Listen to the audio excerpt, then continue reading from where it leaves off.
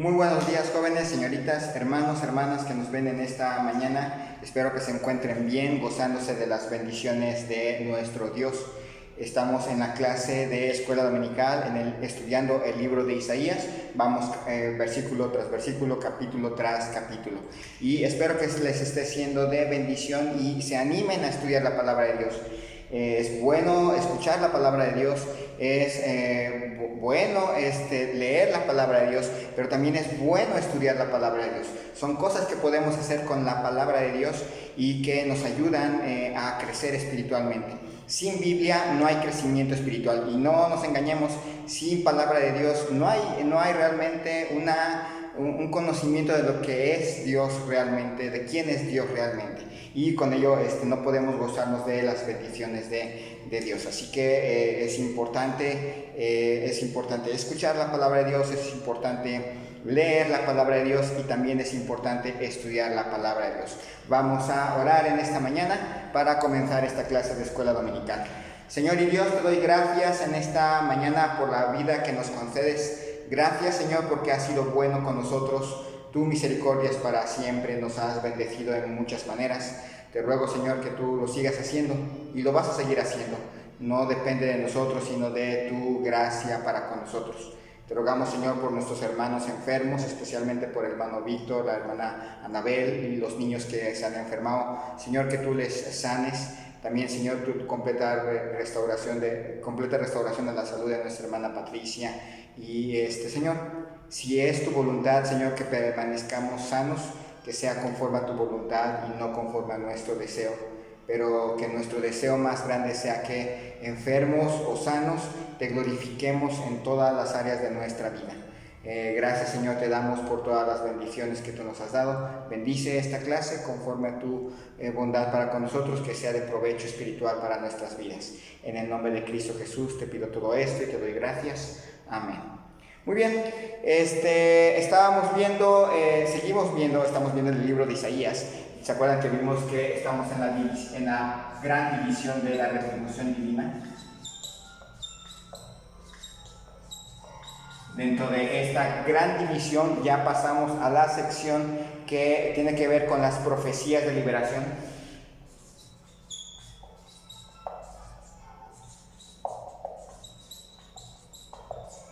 Y dentro de esta gran división, de la retribución divina, estamos viendo el nacimiento de Emmanuel en el capítulo 7.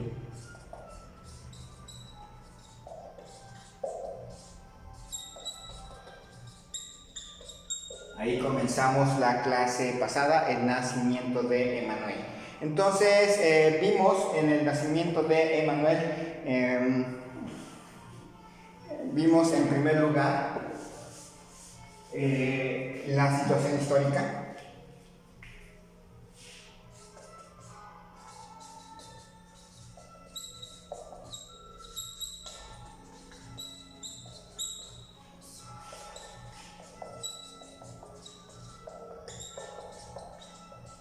Una profecía que se da más o menos el año 734 a.C., durante los días de Acaz, rey de Judá. Vimos la seguridad de que Judá no sería destruida.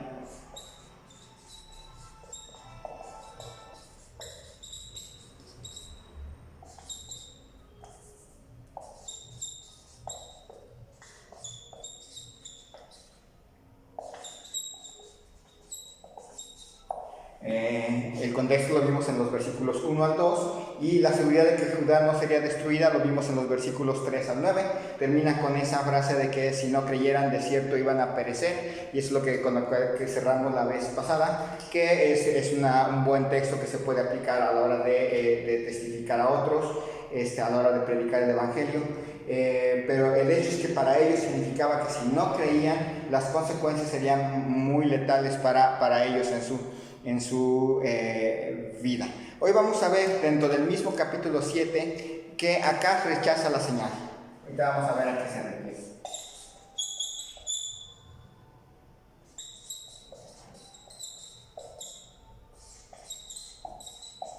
Vamos ahí a capítulo 7 en el libro de Isaías capítulo 7, versículo 10. Isaías 7, 10.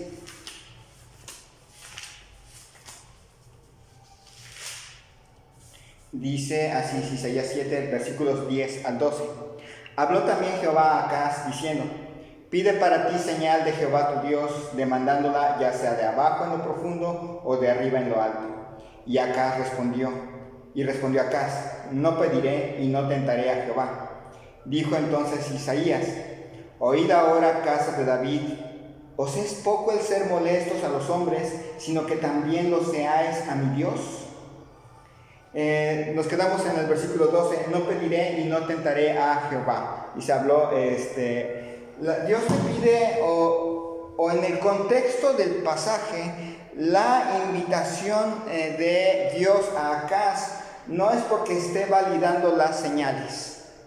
En el contexto del pasaje, Dios le invita a Acaz a demandar señal, porque Dios, que conoce el corazón de Acaz, sabe que Acaz no cree lo que Dios le está diciendo, lo está anunciando por medio del profeta. La respuesta de Acaz es clara: no tentaré al Señor mi Dios. Es muy interesante, porque sí, en realidad las señales y demandar señales es una muestra de incredulidad, pero Dios conocía la incredulidad de Acaz, y aunque la respuesta de Acaz parece muy piadosa, no, yo no voy a demandar a la señal. Lo cierto es que más bien Acaz piensa, es que si es cierto lo que dice, a lo mejor las otras cosas que dice acerca de la maldad, del castigo a la maldad mía, se van a cumplir. Entonces, en pocas palabras dice: yo no quiero demandar señal porque no me quiero arriesgar a terminar aceptando que lo que Dios dice acerca de mí como rey y de mi pueblo gobernado por mí como rey se vaya a cumplir, porque también sería cierto.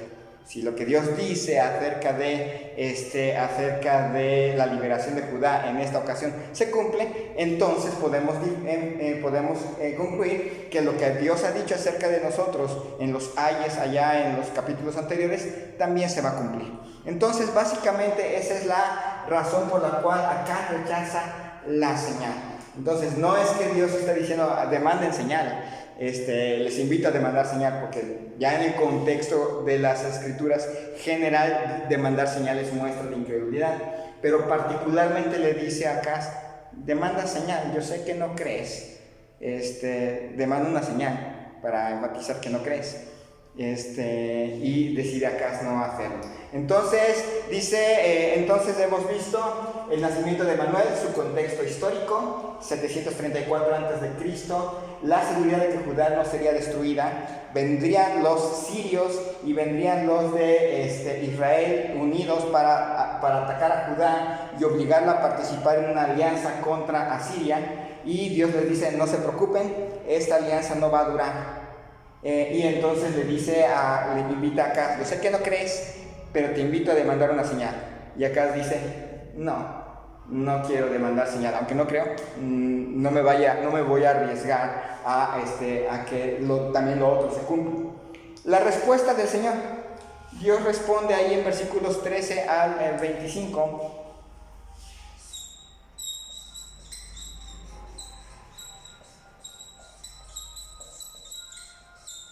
La respuesta del Señor. Vamos a ver lo que dicen estos versículos.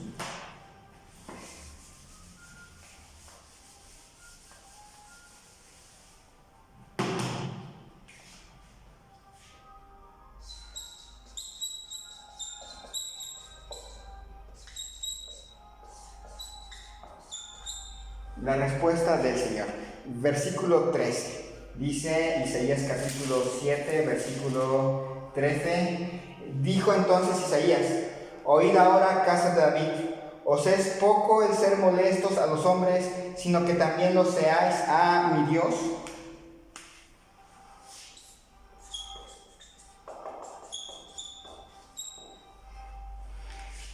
Isaías habla con enojo a la casa de Acaz y a todos sus descendientes.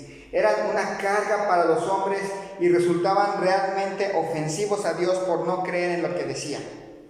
Obviamente el no creer lo que se estaba diciendo, aunque fuera bueno para ellos, para Dios resultaba muy ofensivo, porque ponían en duda que Dios dijera la verdad y que Dios tuviera el poder para cumplir con lo que estaba diciendo. Así que para Isaías esto era ofensivo y realmente era una carga a esa familia. Dice versículos 14 al 16.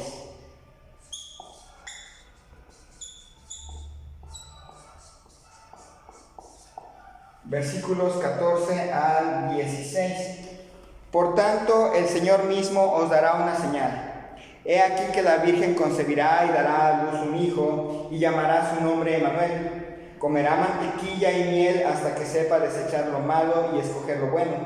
Porque antes que el niño sepa desechar lo malo y escoger lo bueno, la tierra de los dos reyes que tú temes será abandonada. A pesar de que Acaz dijo, no, yo no quiero una señal, Isaías da una señal confirmatoria.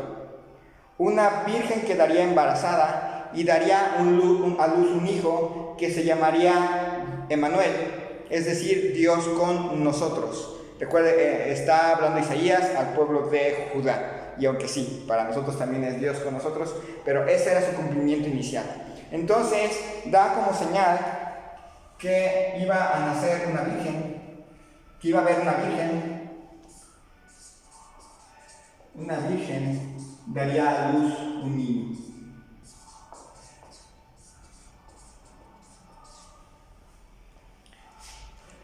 Este niño podría desarrollarse tranquilamente, porque antes de que pudiera escoger entre lo bueno y lo malo, la alianza enemiga quedaría disuelta. Recuerden, este es el año 734 y en el año 732 la alianza entre Judá y entre Israel y Siria quedaría disuelta.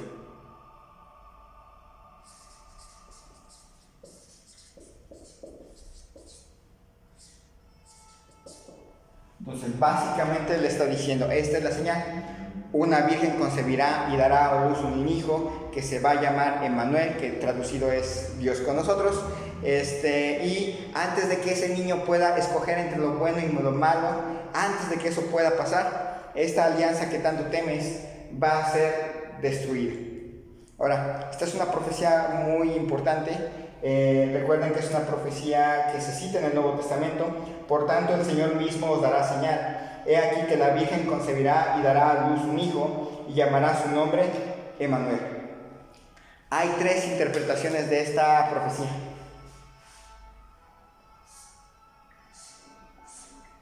Hay tres interpretaciones de esta profecía. La primera es la de un solo cumplimiento. Dos de ellas tienen la idea de un solo cumplimiento. La primera dice de una mujer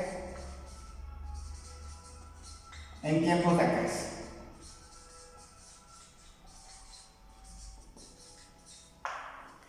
El primer grupo, hay un grupo no necesariamente importante, para los cristianos no es importante, los israelitas, los judíos, la comunidad judía va a agarrar este texto bajo esta interpretación, y probablemente algunos cristianos mesiánicos a la hora de ver este pasaje probablemente agarren este pasaje con esta interpretación. Dice que esta profecía únicamente fue dada para tiempos de Acaz. Y según esta profecía y esta interpretación, una mujer que era virgen, cuando se dio el mensaje, se casó y tuvo un hijo que se llamó Emmanuel, y que antes que cumpliera los 3 años, la alianza entre Israel y Siria se disolvió. Eso es lo que dice la primera interpretación. Hay otra interpretación que dice, esta es una profecía mesiánica.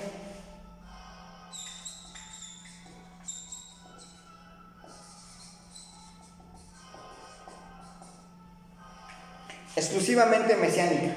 Una virgen concibió de manera milagrosa y tuvo un hijo, que se llamó Emmanuel, Dios con nosotros. Y conforme a los años que tenía Jesús cuando nació, así fue la liberación de Judá de manos de la alianza enemiga.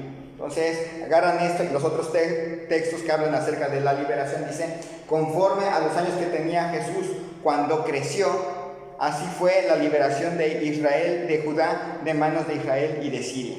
Entonces, tenemos estas dos interpretaciones. Unos dicen, una mujer en tiempos de Acaz, era virgen cuando se dio el mensaje, se casó, concibió a un niño, y ese niño le pusieron por nombre Emanuel, que traducido es Dios con nosotros. Y antes de que ese niño pudiera cumplir los 3 años, la alianza entre Israel y Judá y Siria se disolvió. El otro grupo dice, esta es una profecía exclusivamente mesiánica. Una virgen concibió de manera milagrosa y tuvo un hijo que se llamó Emanuel, es decir, Dios con nosotros. Y conforme a los años que tenía Jesús cuando creció, así fue la liberación de Judá de manos de Israel y de Siria. El tercer grupo dice que hay una combinación de ambas.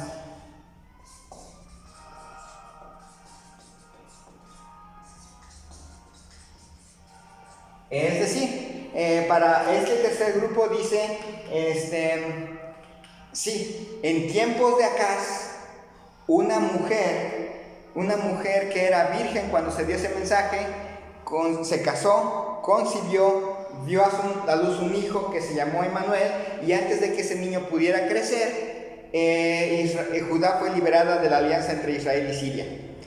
Pero, en un segundo cumplimiento, una mujer virgen de manera milagrosa concibió un niño al cual que se llamaría Emanuel, que traducido es Dios con nosotros, y que sería nuestro Mesías. Entonces están estos tres grupos. Uno que dice, no, definitivamente esto fue literal e histórico y pasó una sola vez allá en tiempos de Acaz, y por lo tanto está mal Mateo al citar esta cita. Sería su consecuencia lógica para los cristianos mesiánicos. Esa sería la cuestión, el problema, ¿por qué lo cita Mateo? El otro grupo dice, no, definitivamente esta es una profecía mesiánica exclusivamente. Isaías se refería a María, que de manera virginal y milagrosa concibió a nuestro Señor Jesucristo, y conforme a los años que tenía el niño Jesús cuando creció, así se dio la liberación. El problema de este segundo punto es que Dios le estaba ofreciendo a Acaz una señal que él podía ver como cumplida para mostrarle que Dios los iba a liberar. Entonces, si le da una profecía que se va a tardar casi 700 años en cumplirse, pues no tendría caso que fuera señal. Entonces, el tercer grupo combina estas dos y soluciona el problema. Dice, sí, es cierto, hubo una mujer históricamente que existió en época de Acaz y tuvo un hijo y se llamó Emanuel, y antes de que ese niño cumpliera 3 años, los enemigos de Judá fueron eliminados. Pero Dios, guiando a Isaías, también dio una profecía con un segundo cumplimiento que se cumplió en María de una manera perfecta. En la primera se cumplió de una manera relativamente literal, pero en esta sí fue completamente, con María se cumplió completamente total, de una manera literal. Una virgen concibió y de manera milagrosa dio un hijo. Entonces, estas son las 3 interpretaciones de este texto en la respuesta del Señor. Continúa el texto en esta sección, versículos 13, versículos 14 al 16, y vienen los versículos 17 al 19.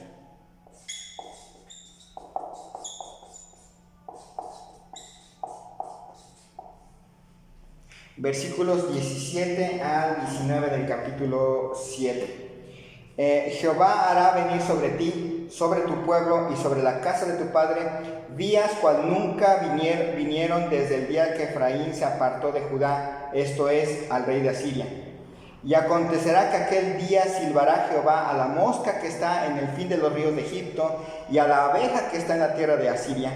Y vendrán y acamparán todos en los valles desiertos y en las cavernas de las piedras y en todos los zarzales y en todas las matas. Dice hay que recordar que Acaz, después de esta señal y después de ver la liberación que Dios trajo a Judá, cuando la alianza entre Siria y la alianza con Israel quedó rota por la ocupación asiria de estos reinos, Acaz mandó a hacer una imagen con una réplica que vio en Damasco luego de la liberación.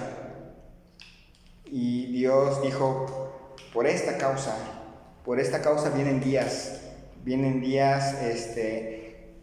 vienen los peores días de su existencia desde que desde que Israel se apartó de Judá.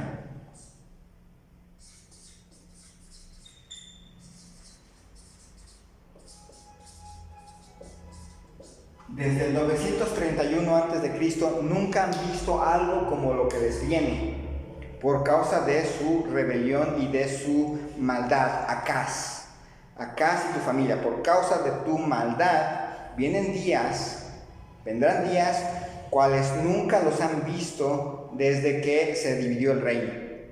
En aquellos días dice que él iba a traer a la mosca que está en el fin de los ríos de Egipto y a la abeja que está en la tierra de Asiria. Él iba a mover las piezas para este juicio. Traería a los egipcios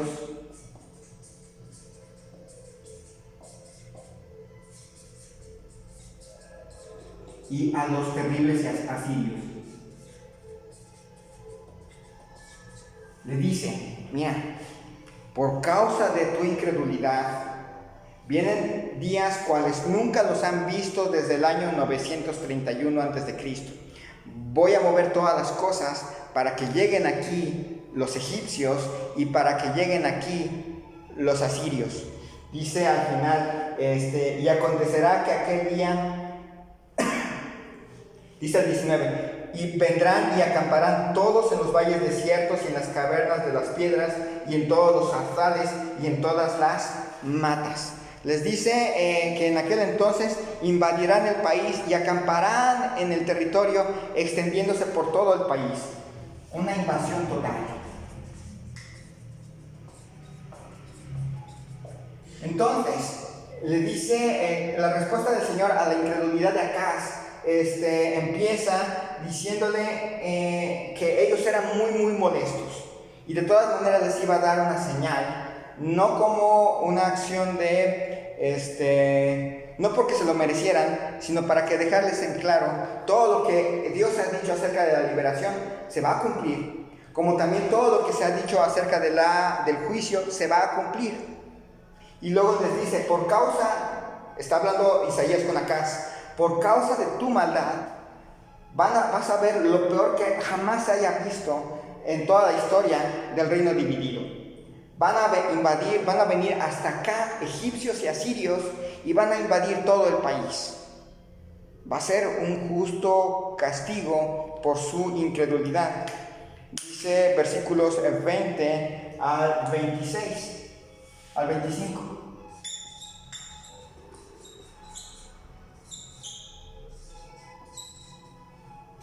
Versículos 20 al 25.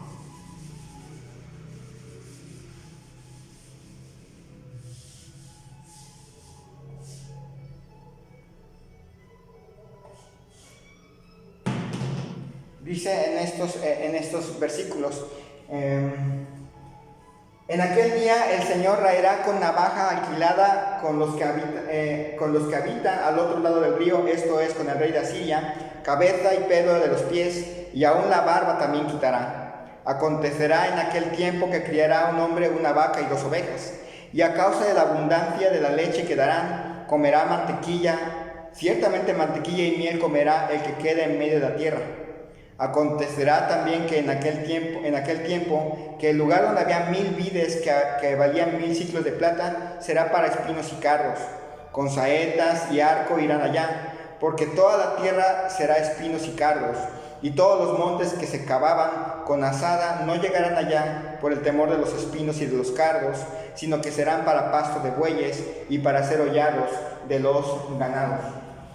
Le dice Isaías a Acaz: en aquellos tiempos, cuando venga el juicio, la nación de Judá va a ser humillada y afligida hasta el extremo. Esto se nota por el hecho que le dice: los van a rapar. Los van a rapar, les van a quitar el cabello para humillarlos, para hacerlos sentir vergüenza por lo que hicieron. Entonces le está anunciando humillación.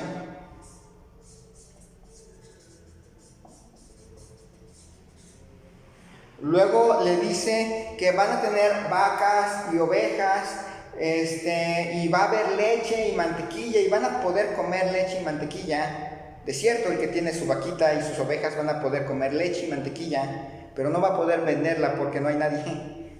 Habrán muerto tantos que la producción se va a echar a perder. Entonces, sí habrá comida,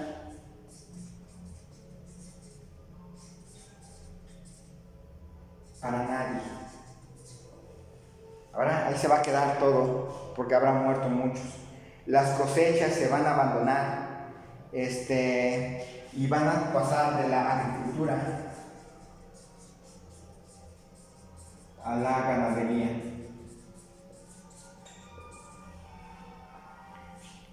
Entonces le está diciendo: va a haber tan poca gente que dedicarse a la agricultura va a ser muy pesado, y muchos de ellos van a preferir dedicarse a la ganadería, que es más, que necesita menos gente. Algo así, para que más o menos tengan una idea, algo así pasó en México, después de la conquista, en Mesoamérica después de la conquista, después de que millones de personas se murieron con las epidemias, viruela, sarampión, difteria y todas las gripe. Después de que se murieron millones de personas, más o menos el 90% de la población de una nación agrícola o de una región altamente agrícola se pasó a la ganadería.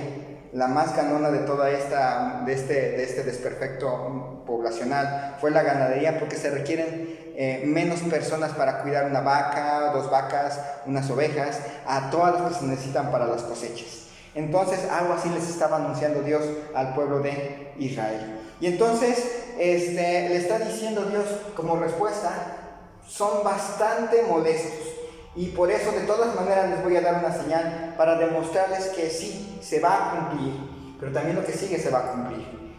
También vienen días difíciles cuales nunca han visto, van a ser humillados, van a morir muchas personas, como consecuencia de la incredulidad, comenzando por Acaz y de ahí para toda la nación. Entonces el día de hoy hemos terminado el capítulo 7 del libro de Isaías. Recuerden, estamos viendo la gran división, la retribución divina. Hemos visto dentro de la retribución divina el primer punto, el segundo punto, las profecías de liberación, y ahí vimos en primer lugar el nacimiento de Emmanuel, vimos su situación histórica, la seguridad de que Judá nunca iba a ser destruida, el rechazo de Acaz de una señal y la respuesta del Señor. Si Dios lo permite y estamos bien, el próximo domingo tendremos nuestra siguiente clase y estaremos estudiando el capítulo 8 de Isaías. Les animo a estar leyendo el capítulo 8 para empezarse a preparar, y como ya saben, si tienen preguntas, si tienen dudas, algo que quisiéramos comentar dentro de la clase en el libro de Isaías, en lo que hemos visto, pues escríbame en mi WhatsApp o en Facebook. Ahí pueden hacer anotaciones. Bueno, con esto terminamos. Dios les bendiga y vamos a orar. Señor y Dios, te doy gracias en esta mañana por la vida que nos concedes. Ayúdanos, Señor, a creerte. En realidad, tanto de mandar señales como ni siquiera leer tu palabra muestran nuestra incredulidad. Ayúdanos a creerte, a creer que todo lo que tú dices se cumple, a no ser incrédulos y con ello traer consecuencias a nuestra vida. Señor, si alguno de los jóvenes, de las señoritas, de las personas adultas que nos ven, no ha creído en Cristo como su único y suficiente Salvador, que pronto puedan llegar a hacerlo o sufrirán las consecuencias. Para todos nosotros, cristianos, Ayúdanos, Señor, a creerte y que eso se refleje en nuestra disciplina de leer tu palabra y de vivirla, en nuestra confianza en ti. Bendice, Señor, a cada uno de nosotros. Guárdanos, Señor, conforme a tu plan para con nosotros, y que tu nombre sea honrado y glorificado entre nosotros. En el nombre de Cristo Jesús. Amén. Muy bien, que el Señor les bendiga grandemente y nos estamos viendo, primero Dios, el próximo domingo. Hasta luego.